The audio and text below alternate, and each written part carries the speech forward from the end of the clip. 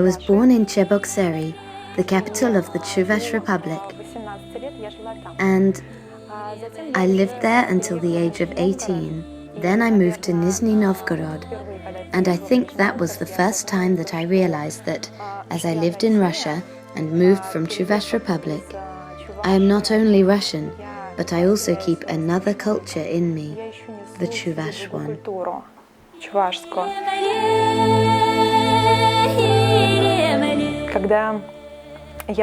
When I occasionally came back from Moscow, and even before, when I was studying in Nizhny Novgorod, when I came to visit my parents, I would wake up in the morning at 6:20 a.m., the time that the Chuvash anthem is broadcast on the radio, and this is exactly what touches me most.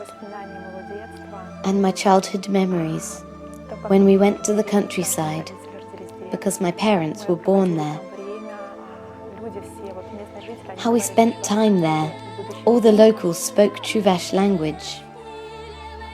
And when I was a child, we were playing near the pond, and some old women approached us and asked in Chuvash who our parents were, where we were from, and they were surprised to hear me and my brother answering them in Chuvash, because we were children from the city, and usually such children do not speak the Chuvash language anymore, they speak Russian. These old women were happy, and I was also glad that I could speak to them, that I am one of them. And even now, sometimes when I listen to the anthem, my heart skips a beat, because the lines remind me of my childhood, my parents, the vast spread of my country that I saw. Like the first lines of the anthem, the spring wakes up,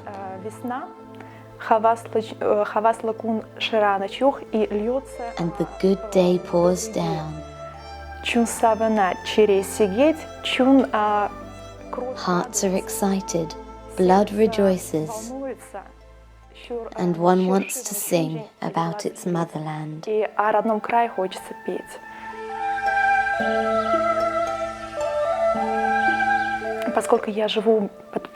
I have moved around the world a lot. I have been to the States, now I live in France. I studied in Nizhny Novgorod. I lived and worked in Moscow. I meet a lot of people, but I have never received kindness such as that which I felt from the Chuvash people. The kindness that comes from everyone, in a global way. That's what I like a lot in Chuvash. What's more, the Chuvash are very hard-working. It comes from their history. When the Chuvash were farmers, they worked in the fields a lot, and it is clear that in order to live and to eat, one needs to work a lot. When I look at my parents, my father is Chuvash, my mother as well. They come from 2 neighboring villages. My whole family is Chuvash. All these people work a lot.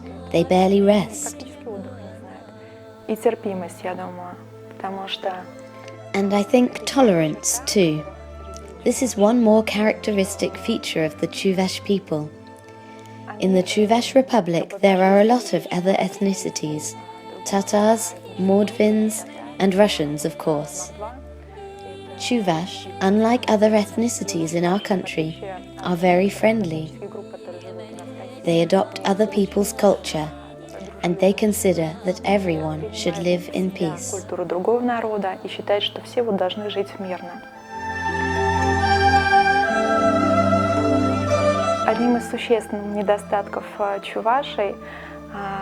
One of the main Chuvash weaknesses is that people start losing their own culture.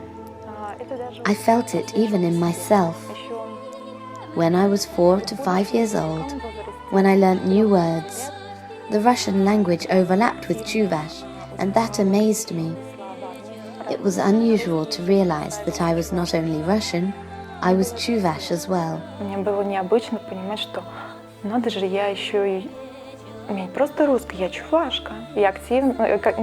When I met my friends with whom I spent a lot of time in the street, or other people I knew, I told them I was Chuvash. Later, when I went to school, everything was mixed, and the Russian language dominated. It is the official language. We lived in Russia. its culture is official as well, I started to notice a kind of fastidious attitude towards Chuvash culture. It became common and unimpressive to speak Chuvash. If someone speaks Chuvash, it means he probably comes from the village, and if you live in the city, you should speak Russian. It was a kind of rejection of Chuvash language, some feeling of shame to speak it. It is not very pleasant to mention it now, but it happened, and many people felt it. When I left the Chuvash Republic and started visiting my home city occasionally, going home by trolley bus, I was glad to hear people speaking Chuvash. That was when I realized that it was not shameful at all. It is my language, my culture, my Chuvash Republic, the territory where historically Chuvash people lived, and it was later that it became part of Russia. We are part of Russia, but we shouldn't forget our culture. Нашу культуру не стоит забывать.